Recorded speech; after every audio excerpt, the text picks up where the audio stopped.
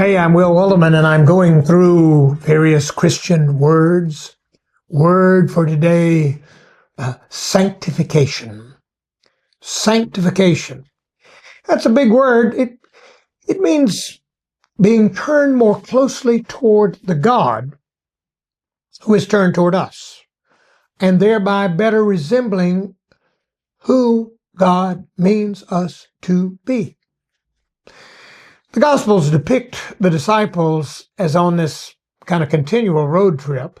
They journey not by a kind of step by step closer to Jerusalem, not only, but also day by day closer to Jesus. That is sanctification. Jesus takes us just as we are, but doesn't leave us that way. If you sign on for Jesus, prepare to relocate. Christ not only forgives, he renovates.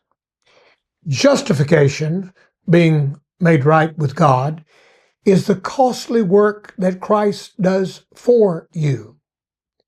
Sanctification, growing closer to God, is the continuing work that God does in you. We're not only saved by grace, but God also enables us to grow in grace. We Wesleyans have said, a living God keeps remaking us, even when we thought we were done. Hey, I'm not the most truthful, altruistic, anti-racist person you'll ever meet, but hey, trust me, you wouldn't want to have known me before God got a grip. Sanctification. Even Jesus, Luke says, grew in wisdom and stature. Growth. Every time you surprise yourself by turning a bit closer to the God who's turned to you, that's kind of a hint of your future self. Sanctification. Sanctification is to be drawn ever nearer to the God who is drawn near us. God graciously promises, you don't have to resign yourself to the life your parents bred you to live. No, you can, by God's sanctifying grace working in you, expect more. God loves us enough to take us as we are, but promises to transform us into better people than we would have been if God had not had God's way with us. You know, we tend to excuse ourselves as poor, struggling sinners. I'm just doing just the best I can. But a sanctifying Christ looks at us and sees saints, those who ought to be given an even greater role in advocating publicly for his coming reign. Friendship with God, like human friendship, takes time.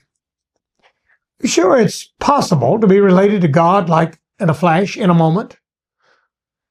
For most of us, it's a long, lifelong process. Our sin is so deep-rooted in our thinking and willing that only a lifetime of born again and again and again will do.